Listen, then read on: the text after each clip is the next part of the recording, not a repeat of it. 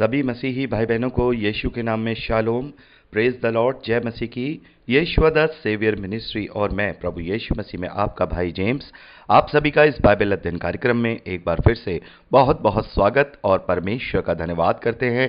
मेरे प्यारे भाई बहनों, हम अध्ययन कर रहे हैं नीति वचन की पुस्तक का और एक छोटी सी प्रार्थना के साथ आज के अध्ययन को हम शुरू करेंगे।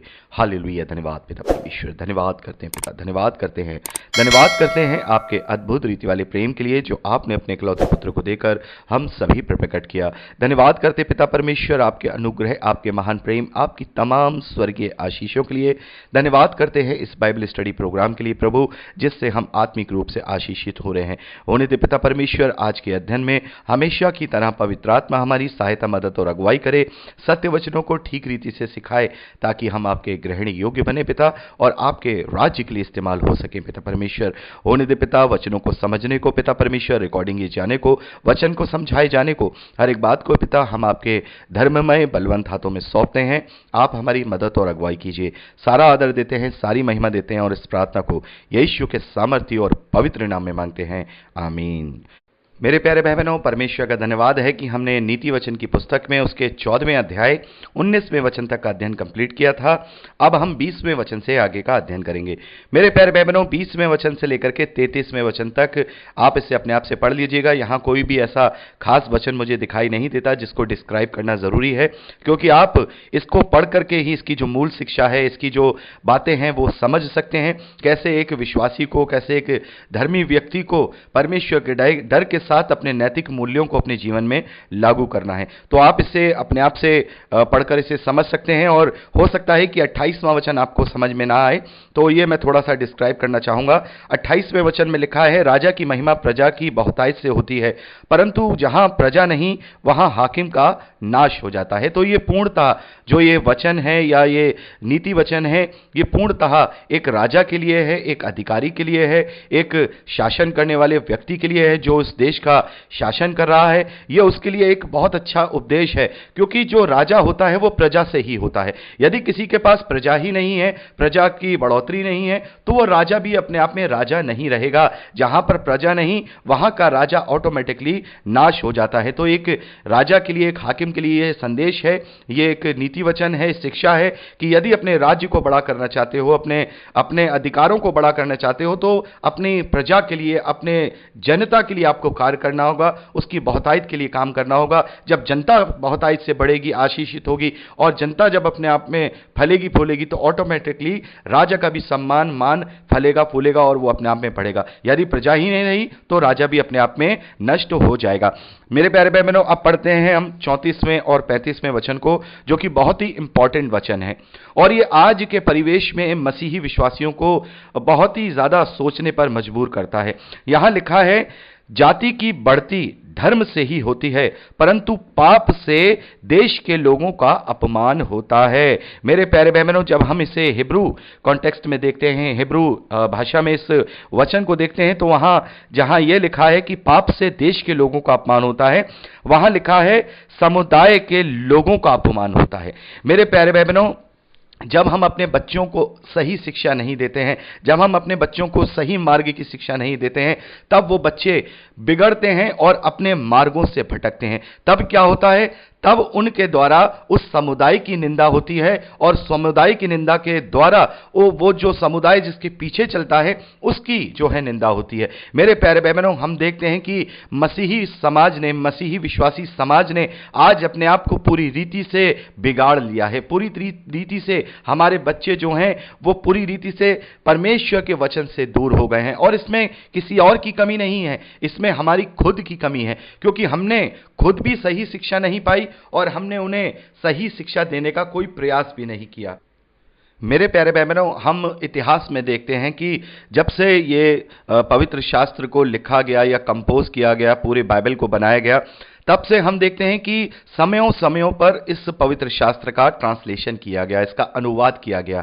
मेरे प्यारे भाई बहनों, बहुत सारे ऐसे हमारे आसपास हम देखते हैं जो कम्युनिटीज़ हैं जिनके जो उनके ग्रंथ हैं उनको वो कभी अनुवाद नहीं करते हैं और उसको मूल भाषा में ही पढ़ते हैं। जैसे खासतौर पे मुस्लिम लोग हैं, वो अपनी कुरान को अरबी भाषा में ही पढ़ते हैं और वो उस भाषा को समझ नहीं पाते, लेकिन केवल वो उसी का उच्चारण करते रहते हैं, क्योंकि उनको ये नहीं सिखाया गया, ना ही उन्हें ये बताया गया कि तुम्हें इन रास्तों पे चलना है। उनको ये सिखाया गया कि केवल तुम्हें इसका उच्चारण करना है तो तुम धर्मी हो जाओगे। अब हम हिंदू लोगों के विषय में देख लें तो उनके भी ग्रंथ हैं, वो संस्कृत भाषा में, कठिन भाषाओं में लिखे हैं, तो वो लोग भी केवल उच्चारण ही करते रहते हैं। सामान्य व्यक्ति को उसका मतलब भी नहीं पता होता है, और ना ही वो उसका अध्ययन करते हैं, और ना ही उनके ट्रांसलेशन मार्केट में पाए जाते हैं। ना ही कुरान के ट्रांसलेशन जो मुस्लिम लोग हैं वो पढ़ते हैं, ना ही और दूसरे धर्म के लोग या दूसरी मान्यताओं के लोग उनके ट्रांसलेशन पढ़ते हैं, मूल भाषा में ही पढ़ते हैं। तो मसीही विश्वासियों में ही यह जरूरत क्यों पड़ी कि आज दुनिया में हजारों भाषाओं में इस पवित्र शास्त्र को ट्रांसलेट किया गया है? क्योंकि हमारा जो मकसद है वो उच्चारण करना नहीं है। हमारा मकसद केवल पढ़ करके अपने आप को धर्मी बनाना नहीं है, बल्कि मसीही विश्वासियों का मकसद उस वचन को पढ़कर उसे फॉलो करना है, उस वचन को फॉलो करना है। तो ये मेन मोटिव जो हमें प्रभु ने अपनी महान आज्ञा में ये कहा कि जाओ सब जाति के लोगों को अपना चेला बनाओ, उन्हें पिता, पुत्र और पवित्र आत्मा के नाम से बपतिस्मा दो, और जो बातें मैंने तुम्हें सिखाई हैं उन्हें वो आज्ञा मानना सिखाओ। तो वो आज्ञा मानना कैसे सिखाएंगे जब तक हम अपनी भाषा में उस आज्ञा को नहीं मानेंगे? तो हजारों लोगों ने, सैकड़ों लोगों ने यहां अपनी मेहनत करके इन पवित्र शास्त्रों को हमारी भाषा में ट्रांसलेट कर दिया, ताकि हम इन्हें पढ़ें और पढ़कर हम वचन को जानने वाले बने, और वचन को जानकर उसके फॉलो करने वाले हों, उसको अनुकरण करने वाले हों। लेकिन मसीही विश्वासियों ने क्या किया? मसीही विश्वासियों ने क्या किया? वो भी वैसे ही बन गए, केवल उच्चारण वाले। उन्होंने अपने मार्ग को त्याग दिया। मेरे प्यारे भाई बहनों, क्या एक मसीही विश्वासी के लिए यह जरूरी नहीं है कि जबकि परमेश्वर ने अपने प्रेम अनुग्रह के द्वारा हमें अपने वचन को हमारी भाषा में प्रोवाइड कराया है, तो हम उस वचन को पढ़ करके अपने जीवन को बदलें? ना केवल अपने जीवन को बदलें, अपने बच्चों के जीवन को भी सही मार्गी की शिक्षा दें। तो यह बात हमें झंझोड़ती है, यह बात हमें कचोटती है कि जाति की बढ़ती धर्म से ही होती है, और यहां अब केवल धर्म परंपराओं का पालन करना मात्र ही रह गया है। तो मेरे प्यारे भाई बहनों, हम मसीह विश्वासियों की बढ़ोतरी तो कर सकते हैं, लेकिन सच्चे मसीह विश्वासी, या हम कहें सही मायने में जो प्रभु के चेले हैं, वो हम नहीं बन पाए हैं, ना ही हमने बनाने की कोशिश की है। तो ये हमें जो है, ये जो है, मैं कचोटती है, ये बात हमें चेतावनी देती है, ये हमें सावधान करती है कि परंतु पाप से देश के लोगों का यानी समुदाय का अपमान होता है। और यही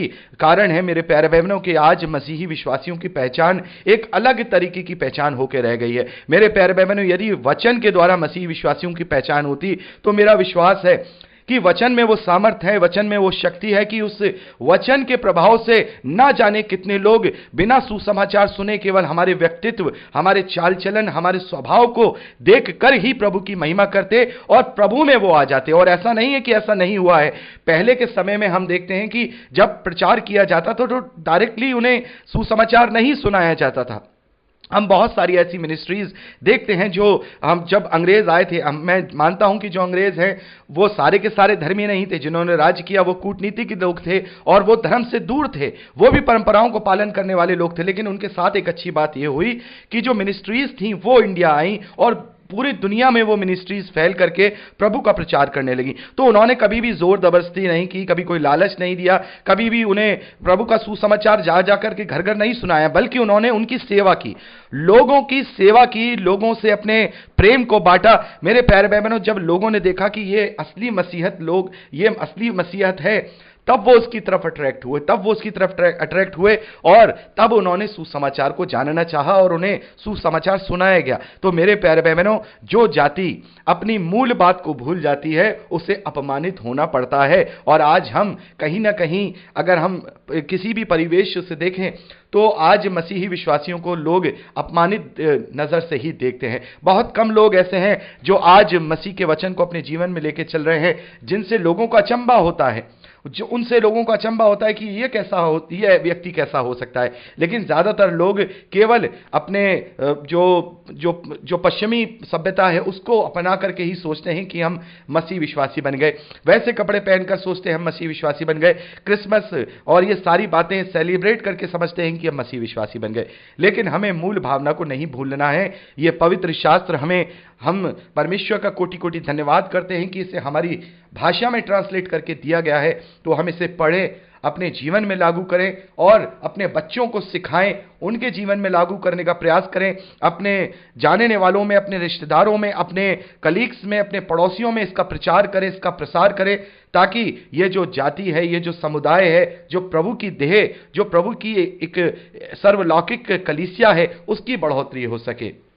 तो मेरे प्यारे भाई बहनों, हमें इस बात के लिए सावधान होने की जरूरत है। आगे 35वें वचन में लिखा है, जो कर्मचारी बुद्धि से काम करता है उस पर राजा प्रसन्न होता है। मेरे प्यारे भाई बहनों, यहां लिखा है, परंतु जो लज्जा का काम करता है वह उस पर वह रोष करता है।